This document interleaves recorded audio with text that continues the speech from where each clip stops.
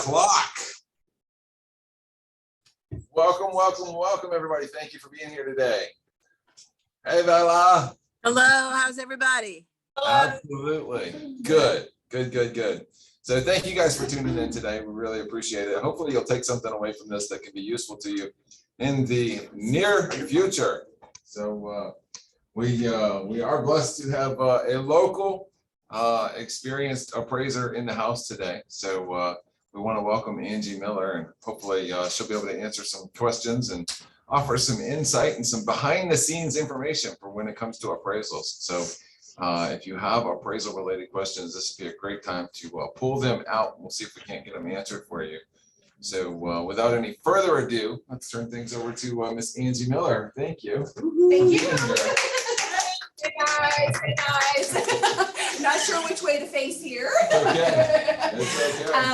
All right. Thank you for having me today. I have a couple of goodies that I'm going to go ahead and start with to hopefully answer a lot of your questions that you already have.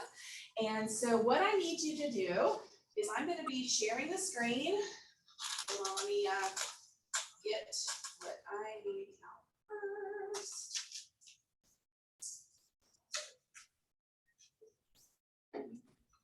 It's going to be a QR code.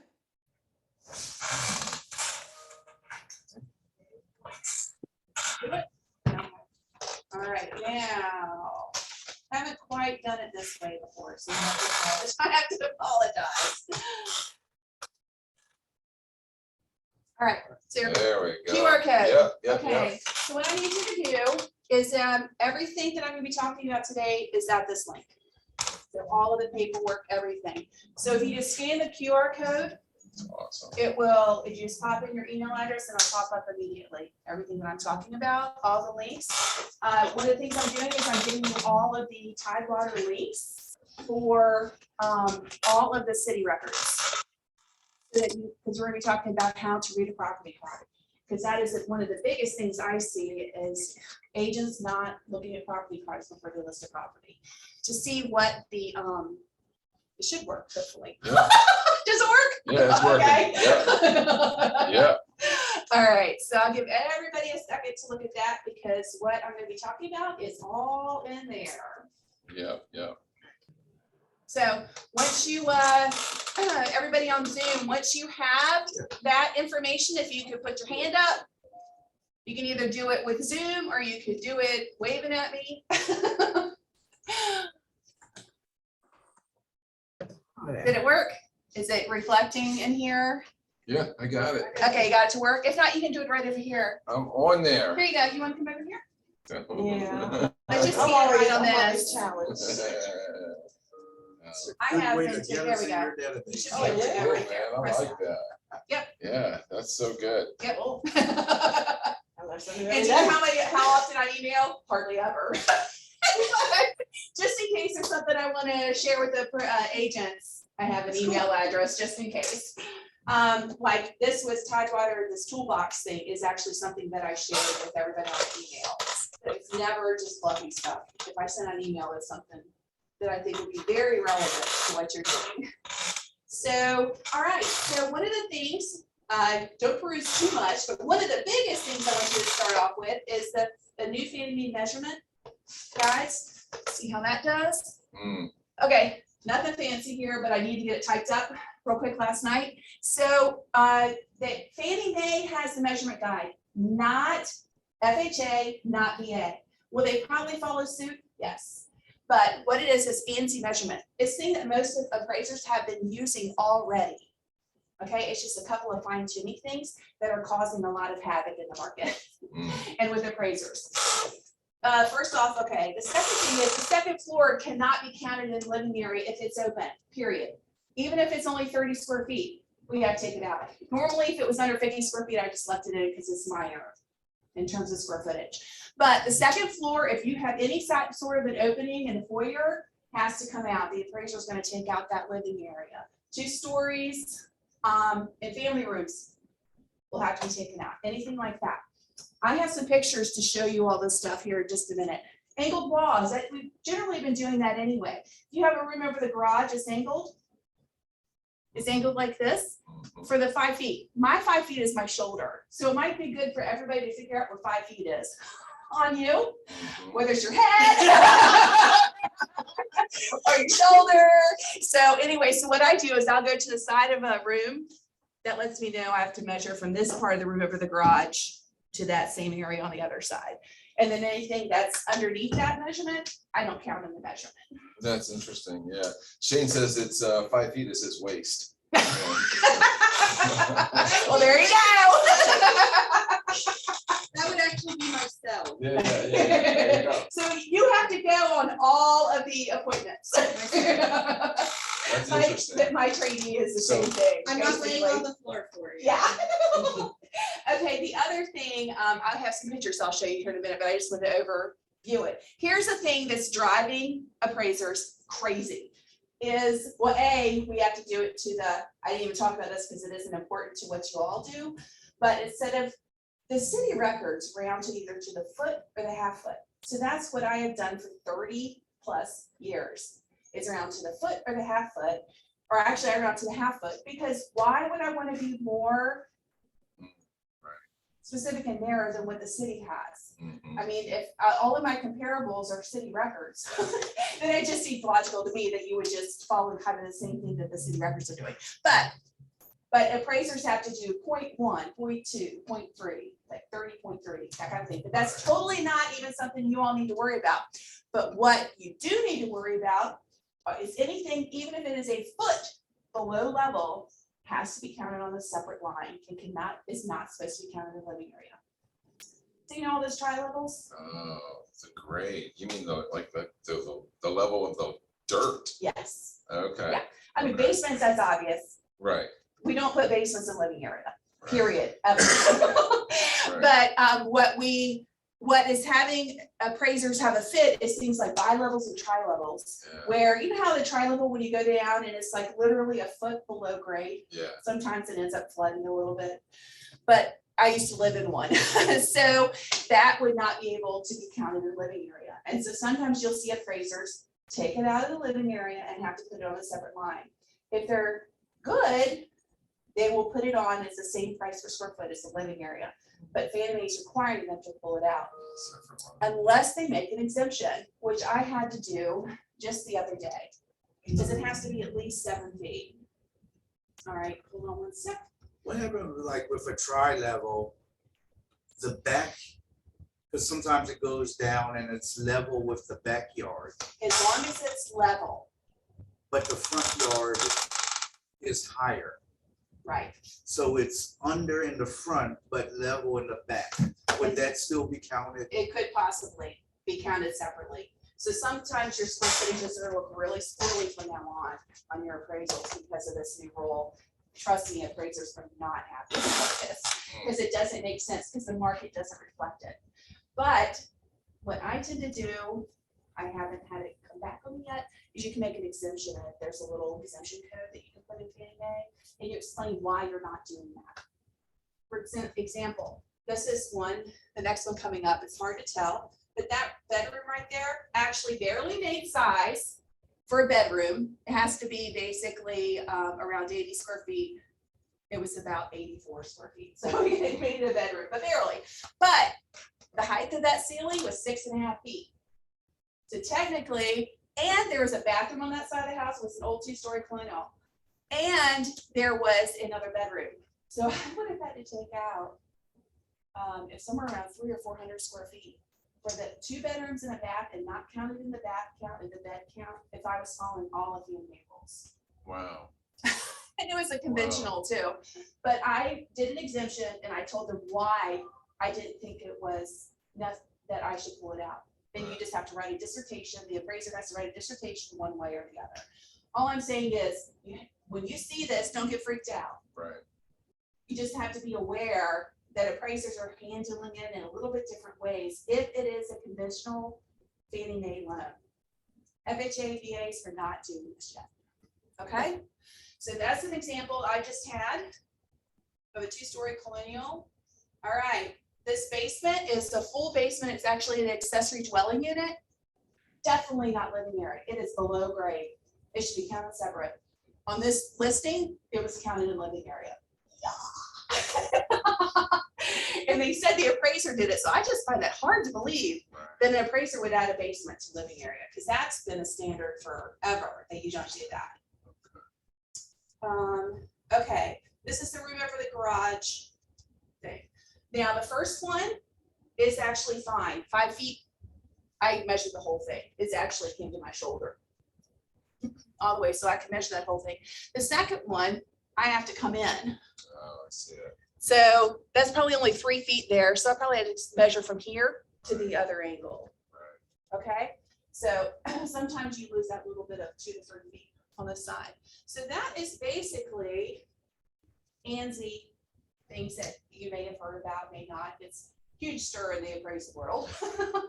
But this is basically a synopsis of things that you need to know about it, so that when you see it on reports, you're not freaked out, but it'll help you to understand that reports are going to be a little bit different now, especially if you have a home that is a tri-level or a bi-level, a home with a basement. You need to just be aware of those things. So hypothetically, in this example, you could have lost 40 or more square foot from that room versus the person who's just taking a tape measure going from wall to wall on the floor, Yes, thinking that's the correct square footage, because you're only measuring the square footage from where the ceiling height is at least 5 feet. correct. So if you lose 2 feet on each side of this room, and this room is 20 feet long, Yep. like a 2-car garage might be, then you've lost almost 80 square feet Mhm. from the carpet itself, which could make a huge difference in your appraised value of what the agent's expectation is. Yeah. So, I haven't had this kind of thing unless it's an A-frame house really affect value too much in terms of going from shoulder to shoulder. A-frames, yeah. You lose a lot of square footage on the side when you got this baby that's going straight down. So I did the one on Poorhouse Road, if y'all know where that one is. I don't know That what's A-frame. that. Yeah, it's like that one. So anyway, so that's the main Fannie Mae stuff that's been freaking out appraisers Okay. and all that good stuff. So are there any questions on this? Well, yeah, because you said in the previous picture, you said the ceiling height was 6.5 feet. What is the ceiling's height supposed to be? 7 feet. So, okay, here's the deal with the whole 5 feet, 7 feet thing. Yeah. The center of the room needs to be 7 feet, at least 7 feet. So in a room over the garage, if the center is 6.5 and then the angles down from there, Right. it's a right. nightmare. Yeah, Okay, so, but at the center of the room of the garage, and I think it's 50% of the living space is at least 7 feet, then you can count off to the sides. Okay. But, so yeah, so that's kind of what the exception is. As long as the main part of the living area is at least 7 feet. Hope you know. Good to know. All right, so I have a drawing. Yay. Let's see, what should I give away this time? All right, let's see here. I'm gonna give away one of my bags. Has anybody ever had one of my bags at a house that I've raised? No? Nope. I love the one you did. I The other know. homeowner or the other agent must have gotten They must have it. got it. They probably took it.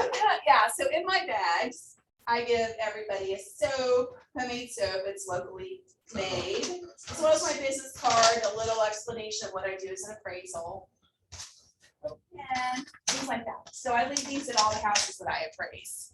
And usually if an agent needs me there, I'll give it to an agent as well. So anyway, so my question on this, let's see here. Give me one thing that you learned from this. One thing that you did not know before that you know now about measuring. Everything.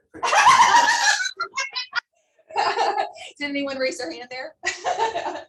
Sharon said ceiling heights. Okay. Yeah. All right, ceiling heights, everything. Open areas not counted as. Okay. All right. Very good. Define open area. Huh? Define open area. You know how you go into a family room and it's a 2-story ceiling? Yep. You can't, the appraiser is not going to count that second floor as living area, even though it costs money to build it. That's still not gonna count over. Foyers, even if it's only 6 by 5, appraiser's gonna take it out. What about a loft Yeah, with, you know, maybe it's like this balcony or, you know, a loft area at the top of the stairs that looks out maybe over this 2-story living room? Lofts are counted as living area, but not counted as bedrooms. Okay, I had an owner one time argue with me, you know, upset because it didn't even change the value. right. Because it was a condo with a loft and I counted it's like a 2-bedroom, whatever bathroom. Right. This was several years ago. And he's like, that thinks that loft's a 3rd bedroom, blah, blah. I said, will you change the clothes in it? I mean, seriously. It's wide open. And I'm like, it didn't even change your value. I compared it exactly with other condos, just like yours. So I just don't count it as a bedroom. It'd have to be like a pretty high wall. It'd have to be like almost a bedroom for me to even consider it or talk about it possibly being a Now, bedroom. bedrooms have to have a door, right? Yes, they have to have a window as well. They have to have a way to escape in case of a fire. So you can't have an inside room that doesn't have a window ever be a bedroom, like to be counted as a bedroom. Do homeowners do that? Yeah. But I mean, for us to count it as a bedroom. Because there was a house that the upstairs was, I guess, converted to be a bedroom and it had a bathroom up there. Had a window, Okay. but you walk up the steps and there's no door. So would that technically be counted as a bedroom? Did it have everything but a door? Or was it the wall totally open like a loft? I guess it had everything but a door. Yeah, I think that the market I mean, I don't know this particular property, the market could very well reflect that as being a bedroom. If you just have to add a door versus, and it has a bathroom. That's another thing. You answer the question first, so I'll do that. With the bedroom, we were talking about, you know how sometimes I'll count bedrooms or not count bedrooms, even if it kind of looks like it probably could be, but it didn't have access to a shower. Had no access to a shower unless it went through another bedroom. So logically, is someone gonna probably count that as a bedroom? Don't know. I'm appraising one like that right now, where it was a Jack and Jill bathroom for the shower, owner's bath, and then a half bath. And then you have to remember the garage. But it had no access to a shower. So it could be counted as a bedroom, it could be counted as a bedroom, just because that's not a rule that it has to have access to a shower, but you know, what's the market? We basically look to what the market reflects and what they plan to do with it. So anyway, so are there any other questions on bedrooms before we go on? Angie, and it has to, the bedroom has to have a closet? No. No. Nope. No, it just needs to be around 80 square feet Window, with a window, you know, preferably a door. yes. Yeah. Yeah, and it can be walked through. If you have a room and then another room, I'll count one room as a bedroom and the other room as a sitting room. Have you ever had that? Yeah. A bedroom has to have a window. Yes. Has to be have a way to escape. 'Cause there's In some case of fire. condos out in Western Branch that their bedrooms don't have windows. One of the bedrooms does not have a window. I'm trying to think where that would be. What condo complex is that? I can't remember exactly. It's off of. I have to think about it. Technically, the appraiser would take issue with that, it sounds like. Yeah, well, they might not count it as a bedroom, but then they're gonna find another condo has the same layout and compare it so it's equal to equal Yeah, because with it's a like similar a functionality. it's one of those 3-story like Oh. condo buildings, Mhm. and you got the hallway, and the bedroom is right there on the hallway. There's no window, and Gotcha. there's an adjoining unit. when Yeah, I they was in probably there- count it as an office or a sitting area, Mhm. or like a game room or something like that, probably. All right, any other questions? Sorry, my Zoom people. Are there any questions from y'all? Okay, do you see anything? No, I haven't seen. You'll be in anything. charge of chats. I haven't seen anything come up. Okay, Yeah. and the chat thing's right at the top of this, so it's hard for me to get to, sorry. Yeah, I don't know. Sometimes it goes down to the bottom, but I hate to even move that because I'm afraid I'm gonna, Then it just gets in the way somewhere else. exactly. Yeah. So, all right, so the next thing I want to talk to you about is property card examples. I think this is super important, and I haven't talked about this at other meetings yet, where I'm actually going to walk you through a property card. And I'm going to show you how to read it, so you understand where the city gets their square footage. It's the property card examples. Now, before I actually do that, let me go back to the Tidewater toolbox. And there is a link. Tidewater City Resources links. That's every city records in Tidewater link. Any sort of information that you need in order to find, those are the links.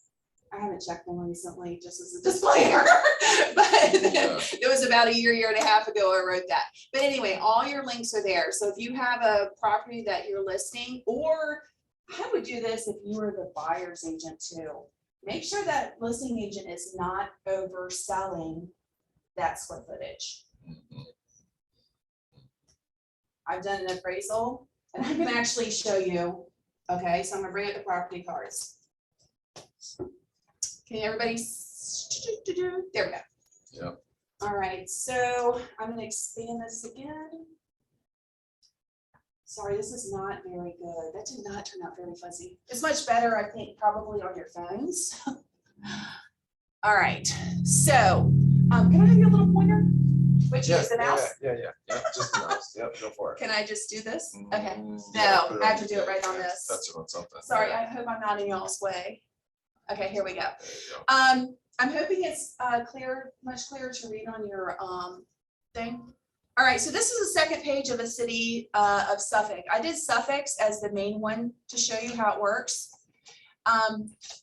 This is the second page. The first page is ownership, things like that. So the second page is telling you it's a 1-story. So what's going to happen here is the square footage down here. See that right there? Yeah. Is, uh-oh, I shouldn't have done that. I'm It's so okay. used to I clearing think it. it's fine. Okay, Yeah, it's not clicking on anything. no, That is the square footage. yeah, Living space, okay? Gross is not the square footage you need to be using. Don't ever, ever, ever use gross. Because that includes the porches, the decks, anything attached to the house goes in that number. I had an agent one time list a house at 5,500 square feet. Because he used gross instead of living space. it's a big difference. Huge Yeah. difference, huge difference. So just make sure that you're looking at the information correctly. And I think even on CoreLogic, it will, it gives you both. So you want to make sure that you're looking at living space, and it tells you, it's telling you that this is a addition. So this right here, see if there's initials here, if you're looking on your screen. Sorry, it's so fuzzy, I apologize. It matches this. The initials will match the things on the sketch and it'll tell you what the square footage of this is. So that's probably a converted garage or something there. Okay, so that's letting you know it's an addition and it's actually added to living area. Still let you know it's something that's living space. It is not, they're counting as living space, it's not a garage. The 1-story section is telling you is what, 1380, something like that. Is this section, see how you see the word 1? Yeah, And this is the deck. And I'm assuming that's WDC right there. Okay, so that's how, see how the deck is under gross? And it gives you the gross number. It's giving you the footprint of the house, or the, not even the footprint, so it'll give you the second floor too. But basically, you want to make sure that you're looking for living area, okay? That's the biggest things that you need to be able to see. Whoops. And here is things that are detached to the house. Let's see here. Looks to me like there's a covered deck that's about 90 square feet. Oh, I'm so bummed it's so fuzzy. I hope it's better in your it probably is. yeah, it probably is. Let me see if I can go to the next example. So how you get the city of Suffolk property cards is they're not online. You have to call or email them. And I give you that information in order to do it. But I wanted to start with that since we're in Suffolk. Go ahead and Most people think it's not available. It is definitely available. Okay. This one is a 1.5 story. So we got 1.5 story here. And let me get the pointer. All right, so, and it's the living area, 17, I think, something like that. So what they do, cities don't measure second floors. They just do a percentage of the base. So if the base is 800 square feet, they're like, oh, it's probably 50%. So then they'll take 1.5 times the base. So the city square footage of the second floor, hardly ever right when it comes to Cape Cods. And this is a Cape Cod. All right, so, and then the second thing we have is an open slab porch. That basically means a patio. And you see how it's under gross, it is not under square footage. And then roof over slab, that's the porch at the front. And then there's a attached storage. So the living area itself is 1,700. Okay. So do you put, when you do an appraisal on a property, do you pull this? Yeah. Okay, and then do you measure the house to make sure it's correct or? I actually measure the house completely independent of the sketch. There are a lot of appraisers that'll take the sketch and see how it meshes. I measured independently, and then when I have a vast difference in the square footage between the city and myself, I look to see what the problem is. Why is there a difference? And a lot of times it was measured, 1.5 story when it's really 1.95%. It's a slant in the front, but full and back. That means, it's pretty high up there in terms of the percentage. But if there's a difference, I explain it in my report. So the city may not know, for example, that they finished the room over the garage. Correct, correct. And that's why looking at your sketch is so important. It helps you to know what the city's done and what they haven't done. For example, the room over the garage, if the city didn't count the room over the garage, you've got extra square footage that you're not marketing correctly. This one is just a, what I appraised. It's totally wrong. But what I did want to show you from this, I appraised this one, but I just want to show you, see how they have 1 story here and 1 story here. Right. That's letting you know those are open areas because they only count the first floor, not the second floor. So that's why they put a little box inside the box, because it's open. Yeah, this one is a little more convoluted data. This one you pull your hair out. You can actually call the city. I did it for one in Portsmouth where I called them and I'm like, I don't understand where your square footage, because nothing was adding up right in any of my comps. Like I didn't feel like I could get a really consistent appraisal, like square footage across the boards in Old Town. And I couldn't figure out this one from looking at the property card. So I called the city, asked them to explain it to me. One of the appraisers there, and they will explain it to you. Oh. So that's their job. It's good to know. Just so you know, as I used to work in the Virginia Beach Assessor's Office many years ago, in the 1990s. And all these sketches, all the assessments, things like that, its sole purpose is to raise money for the city. That's it, really. So its job is not to be the catch-all. I don't think they ever expect it to be like the data source. But it is what it is. It is that way. So this one actually is a convoluted sketch because the house is actually angled. So the square footage was wrong in this particular one. I can't remember which way it was. All right, Isle of Wight's a little bit different. This is the Isle of Wight link that I'll send you. So this is a property in Isle of Wight. And see how it says dwelling is 2164 square feet. The attached garage is 506. And then there's something that's 160 square feet that's not attached. This miscellaneous are things that, and you kind of have to just figure it out by knowing where the property is. You're looking at MLS pictures. That's what I have to do. Okay, let me look. Because they'll call everything miscellaneous. Okay, here's what I want to show you from Isle of Wight. How to tell what they did. Because it's hard to understand Isle of Wights, to be honest with you sometimes. Story height, you've got to look here. Wellington Estates. Oh my gosh, everything is in story heights. Every single house in that neighborhood is at a different percentage. So it actually is pretty accurate, because I think they measured the upstairs to, okay, what was the percentage of the base of that, and then they applied that to this. But the story height is what you need to look for in Isle of Wight. So this is telling you it's a one story, that there's nothing on the second floor. So if you have a finished second floor, you're missing square footage. Because Isle of Wight's gonna tell you right here. I'm trying to think, see that 2164 again.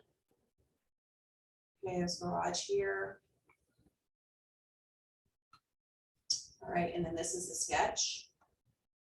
So this is a one story. They actually have this all, you kind of have to start writing a list of what their codes are, because I don't know where they are, but if you just kind of look at a picture, you can kind of start to figure out what the codes are. But they have both these as porches, when actually this is part of spring porch in the back here. Front porch here. And this 506, there is a finished roof over the garage. So let's see if we can figure out, I forgot to look at this to see if there is a finished roof over the garage. Let's see if there's anything that would give us that.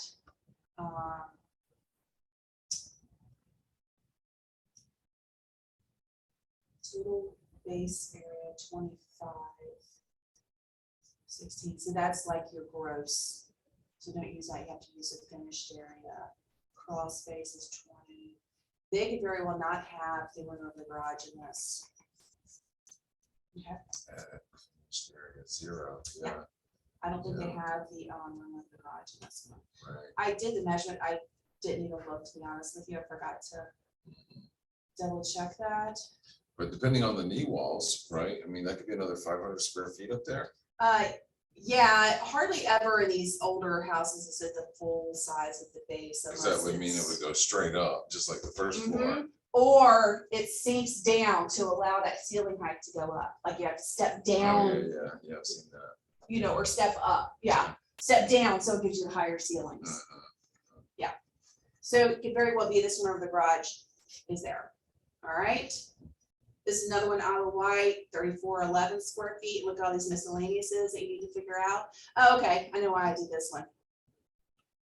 I think most of those were patios or decks, things like this. This is on the water. House, South Church Street on the water, and it has a basement. So the living area is 3411, the basement's 2100 square feet, and it was finished. So you can't count that in living area. It's actually a 5,600 square foot of living area. It's fully finished, but it has to be treated separately. So. Is there a rule of thumb for, See, it's a walkout. putting it? See, the WME's walkout. It's a walkout. What was that? Is there a rule of thumb for valuing a below grade or a basement? Is it like 50% of? That's actually what I use. Okay. That's what I thought. Whatever the price per square foot is I put on the top floor, it's consistently whenever I do a finished basement. Unfinished, not a whole lot. Okay.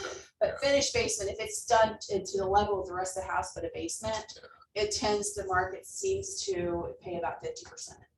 Okay. From what I found. With a very few data points. Good to know. Yeah, we don't have a lot of basements. No. I know that even Piedmont, my brain just went totally dead. Bennett's Creek. That's great. There's basements Street. there. This builders built new houses with a basement. Wow. Oh. So, yep, because I've had to replace it. So this is Chesapeake. This is a tri-level, just to see if you can figure out what square footage is. So they do things just a touch different, but all of them are like pretty dead on consistent on how they do things. So let's have another one. We're doing it from Zoom. What's one thing you learned from this? You want to look for chats? Anybody in Zoom land? What's one thing you've learned for a Wake prize? up. For a prize. I learned that I'm glad that I don't have to calculate square footage. Right. But you should be looking at the sketches to make sure you're not missing something. So I actually have done consulting work for people where they're like, is this square footage for the city look right? And then I'll look at it and I'll say, based on pictures, I say, yes, it looks reasonable. It looks like it's in the ballpark. It's reasonable. So Yeah, that's my official word. Or it's missing the remember the garage. So what, did they say anything? No, I got nothing from What? Sylvan. Y'all didn't learn anything from that? Y'all are not paying attention. How about here? Don't use gross square footage, use living. Love it. Yes, Love yes, it. yes, yes. That's right. Because trust me, that deal fell through, Yeah, I bet. totally fell through. That's a big deal. I mean, the buyers thought they were getting 5,000 square feet because the agent didn't look at the information. Right, And the sellers thought they were getting all this money right. because Yeah. the agent didn't look at the information. Yeah. So that is an extreme example, but don't think that's the first time I've seen that.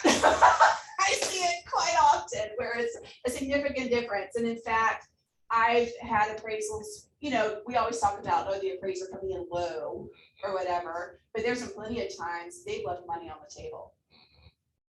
Where the square footage was wrong, and they could have gotten more Isn't that interesting? because they didn't look at the sketch. Wow. Yep. So that's what my entreaty is. The more you look at it, the easier it's gonna become for you For to sure. do. Yeah. So anyway, so those are the property card informations. All right, sorry, I'm gonna have to move this down again. Can you click on the QR code screen again? We got somebody else that wants to scan that thing real quick. Yeah, let me figure out where the heck. Oh, it was in Yeah, the It's in toolbox. your toolbox, yeah. Yeah, put it in there just to keep everything Yeah, there you together.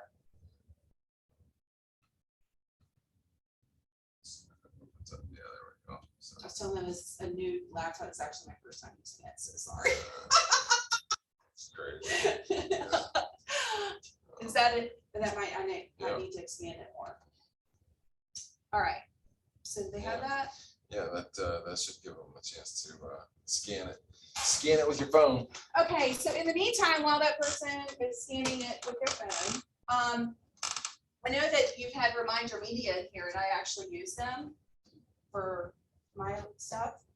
And I do things a little bit different because I'm an appraiser. I'll actually talk about something like PMI removal with your people. The market is shifting, and if they bought, they better get the PMI reduced. Yeah, primary mortgage insurance, that's a good idea, actually. I Yep. thought about that. So that's something that they should probably getting on board and doing because they're gonna have that mortgage insurance that they're gonna be, you know, I'm not sure what this market's gonna be doing in the next 6 to 12 months. Right, So I do think it's right. pretty much right here. So even if you bought in the fall, there's probably a good chance you can have that PMI removed. If you have a conventional loan, you can charge the loan people, but I'm pretty sure FHA requires that you must have it for 5 years. So I'm not sure what the rules are on that, but, and then I usually put a link to a video that I've made. This one's on demystifying the appraisal grid with Mr. Potato Head.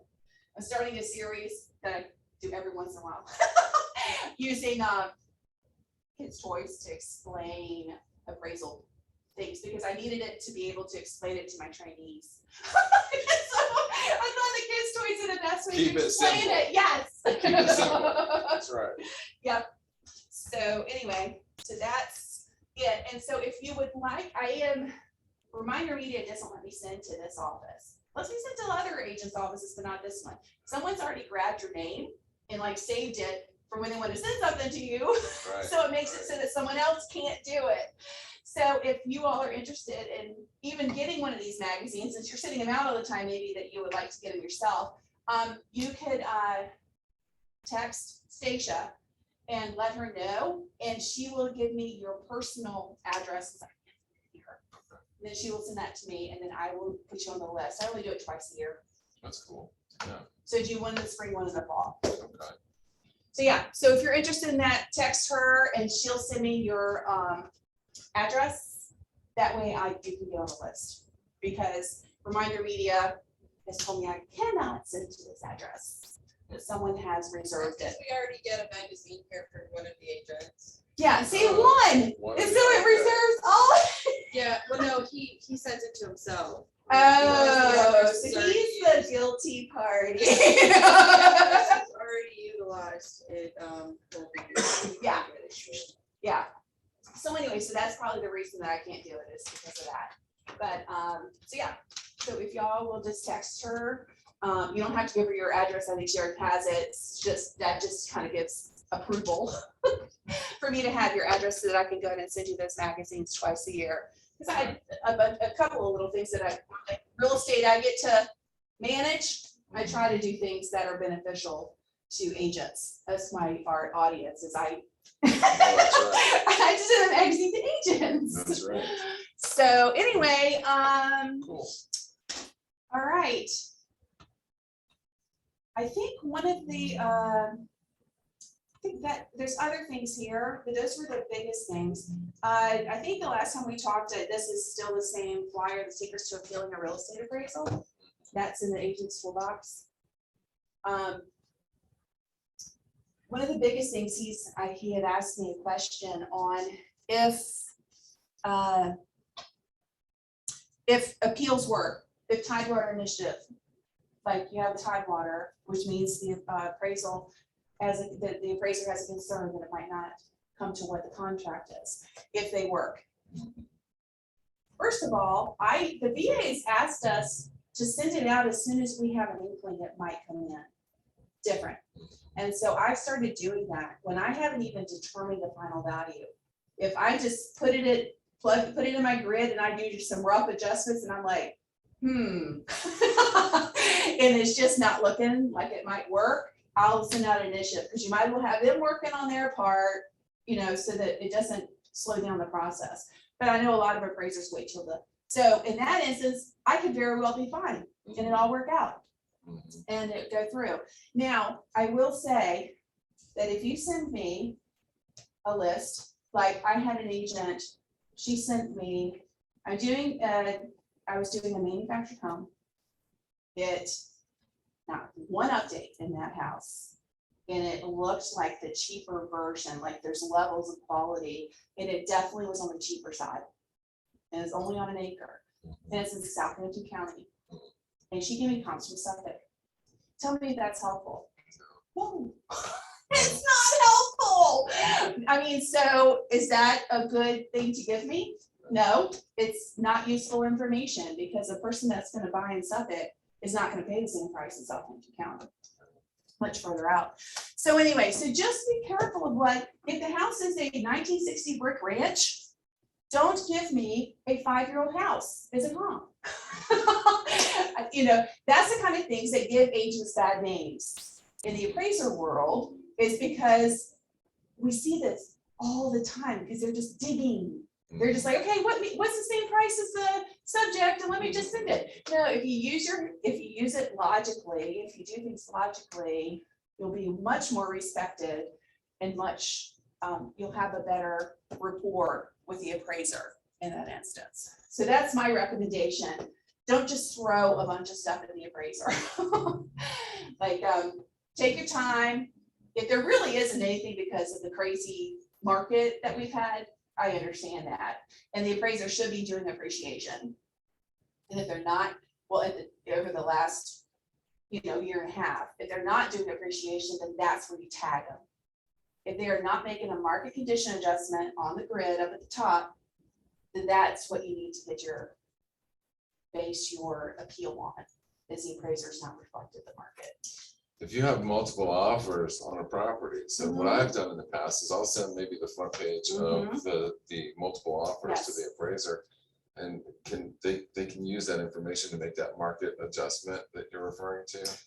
They don't use that information. We do an overall. I always put pendings. In that case, I put pendings on the appraisal report, and I call all the agents to get information to see what the direct competitor is going on. And then I look at the subject, and if I in my description, I do say the subject has had 6 offers above list price, blah, blah, blah, blah, blah. I'll explain it. How does it affect your opinion when you see that there's a $10,000, $15,000, $20,000 appraisal guarantee? It doesn't affect me at all. So it's not something that, and it shouldn't come into play, I would imagine, but sometimes you wonder, I mean, we're all human, and when you see that, does it give you maybe some sense of security and that you don't have to appraise it as high? Actually, no. Anytime that my appraisal drops in different than the contract price, like significantly different, it takes twice as much work to do that appraisal, because I have to cross all my T's, dot all my I's, make sure I have gotten all the absolute best information. I hate those jobs Okay. because they take me twice as long. Even regardless of what the contract says, you still have to go the extra step. Right, yeah, because, I mean, my job is dependent on the state being okay with me, just like y'all's. So I feel like I need to do an appraisal that's relevant. I mean, yeah. I mean, do I think it might do some appraisers? I don't know. Yeah. But yeah, I mean, I don't like doing appraisals where I come in different than the contract price. But I do them. Yeah. Like I have one right now, pretty sure. Not gonna work. Because I just not seen it. Yeah. So Well, I would anyway, imagine you've seen a lot of those this last year because the market's just been so Yeah. crazy, and you got, it's not as much as you think. Yeah. As long as it stayed in that 1% appreciation every month, Mhm. like it was doing, it's not doing that now. Right. But that 1% over the last, not over the winter, but like last year, from May of 2020, when everything opened up again. Yeah. All the way through until the fall of this last year, and then it popped back up again in January. That's kind of what I saw. Okay. As long as I could make that 1% adjustment, and then it always pops up high in the spring, Mhm. overnight. Right. So I was joking with somebody, I'm like, I think I'm on the month of March, I'm just gonna go on vacation. Take that cruise you've always wanted. Exactly.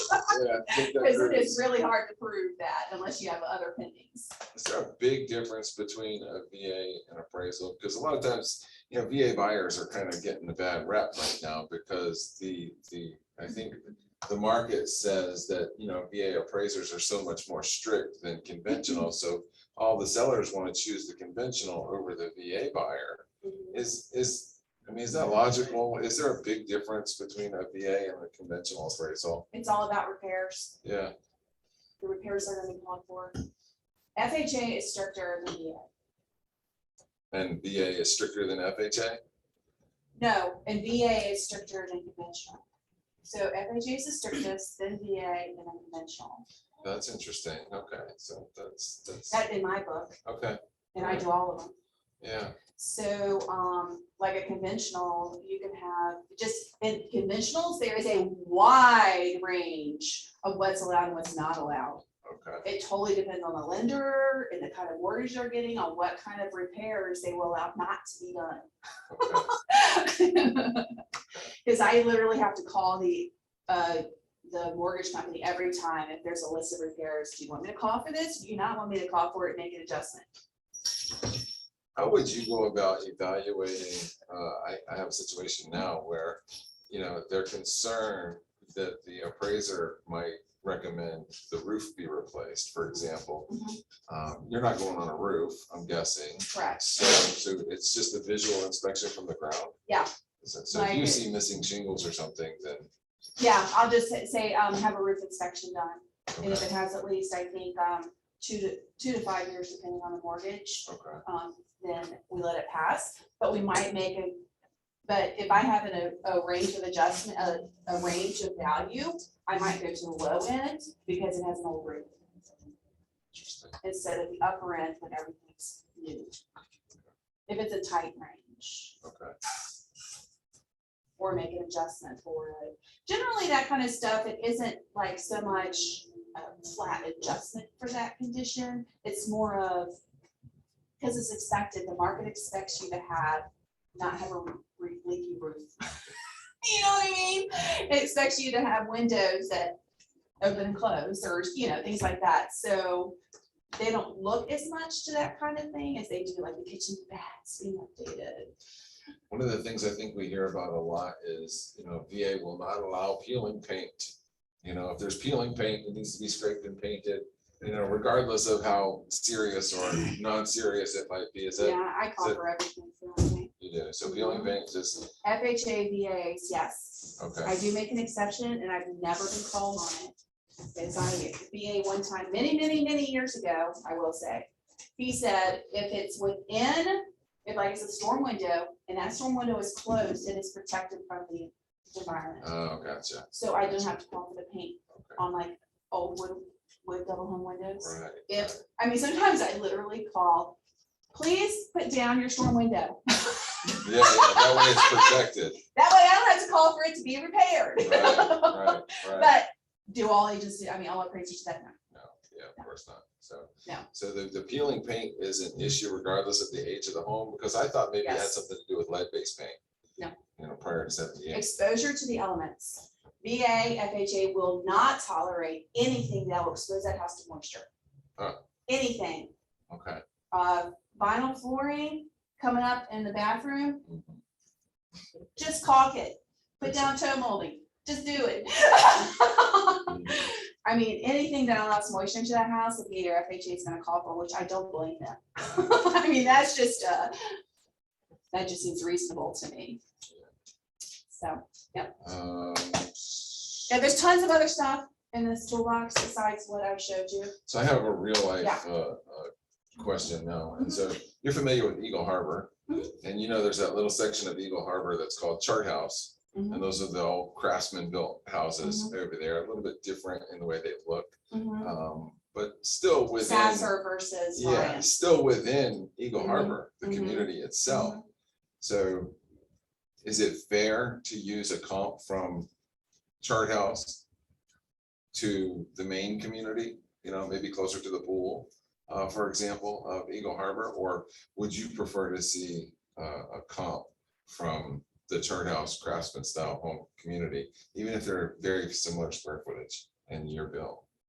Does it matter to you if it's a couple streets over? It's gonna, eventually this will all even out, but right now, Greystone versus the other part of Eagle Harbor are two different adjustments. Okay, yeah, Grace. But even inside Greystone, you Okay. have the one Sasser Street. Yeah, And so usually there might be some extra just because of quality differences, but not much. okay.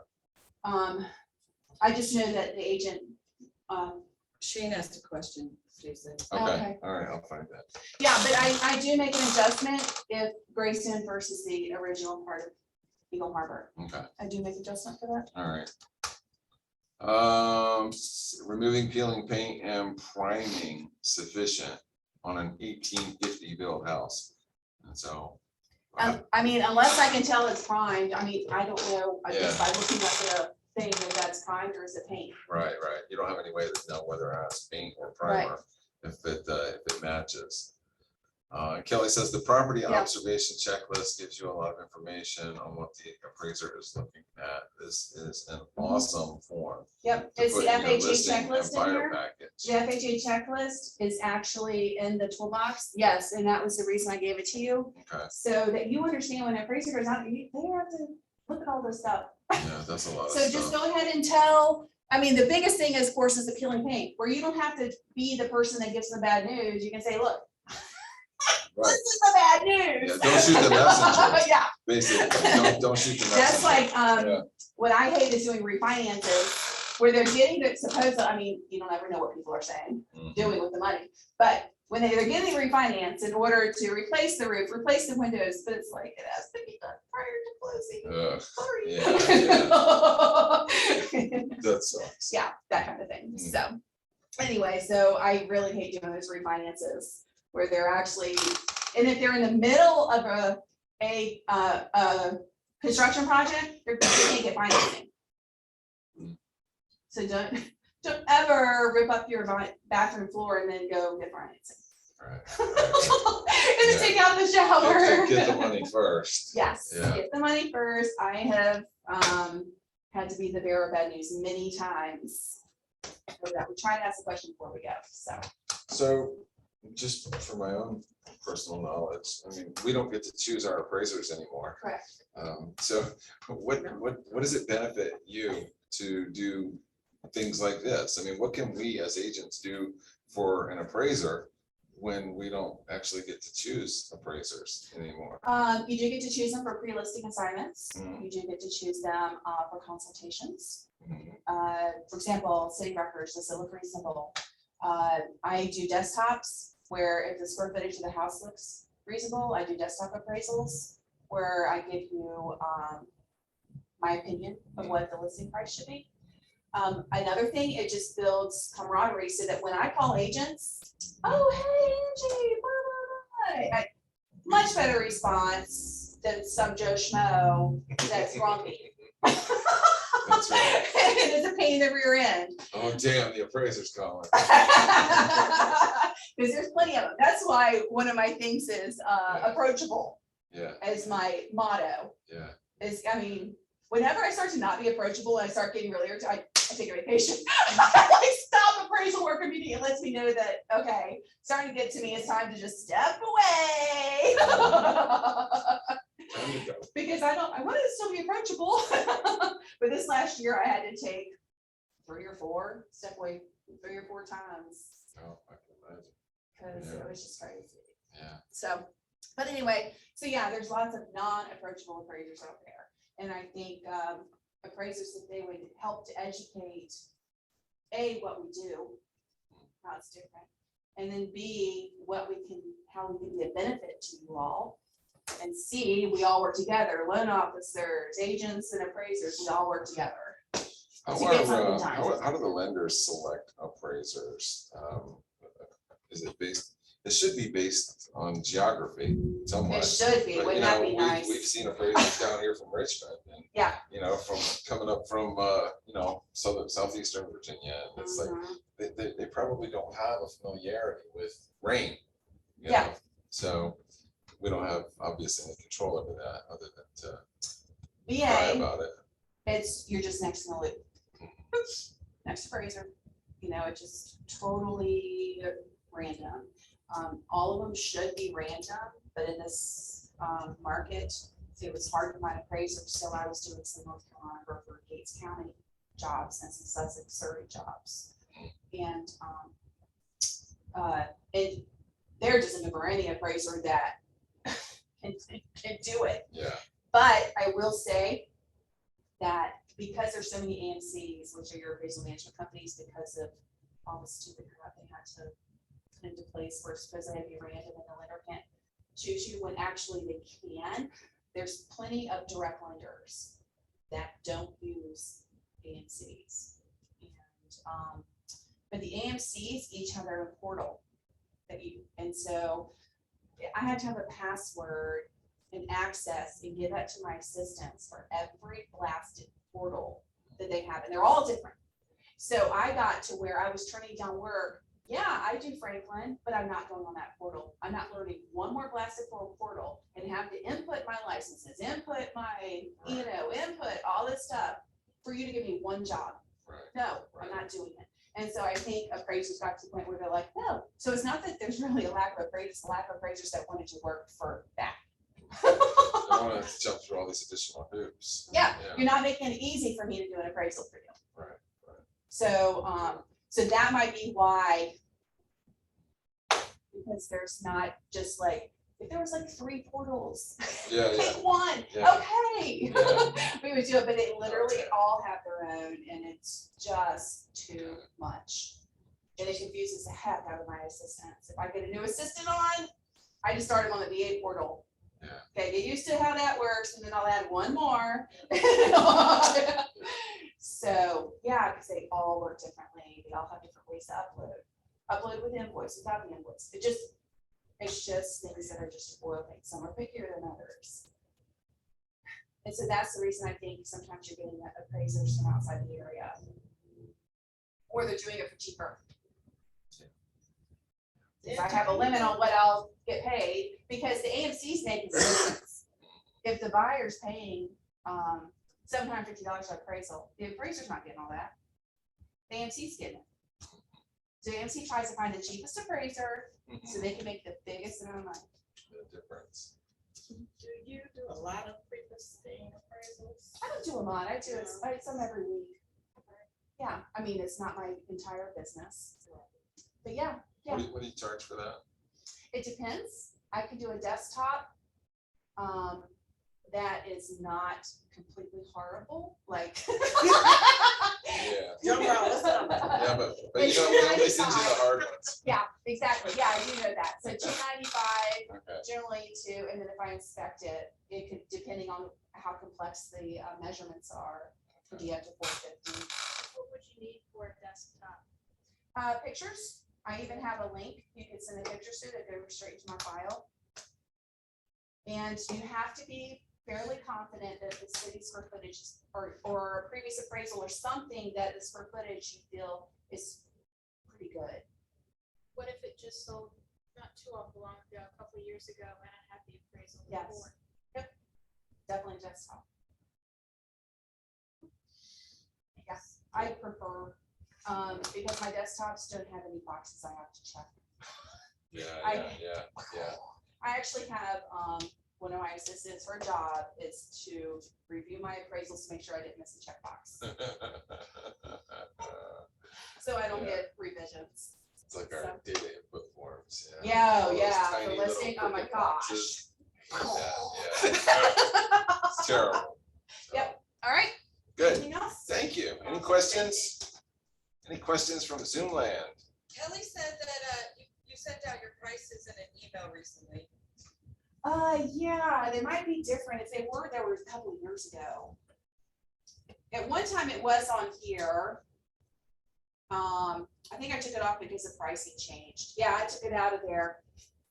Because I have to redo my Canva Cool. thing on it. So yeah. Well, this has been great. Oh, the checklist, just Yeah. whenever you have a square footage that's different from the city in your listing, tell us in the agent remarks why, where it came from, please. Because it's pretty laborious to have to figure out what the heck. They finished the room over the garage, for example, might be, Right. yeah. So, That would just be super beneficial to Right. everybody, not even just appraisers, that's to everybody. You said if the square footage is different than what? City the records, tax record, yeah. So you know, within 50, 100 square feet, you know what I mean? I generally, if it's less than 100 square feet difference, I don't. maybe it was a porch or a screened-in porch that they got enclosed now and it became part of the living space. That would change things from what the city had Mhm. potentially. Yep. So, So yeah, so if you will do that, that would be wonderful. good. That would save me time. Well, thank you very much. Thank Cool, you man. very much. Awesome.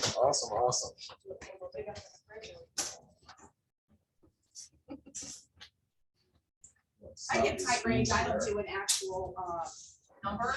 I'll just say this to this, and anything above this, I would suggest an appraisal guarantee. Because there's not enough data to support. It might sell for higher.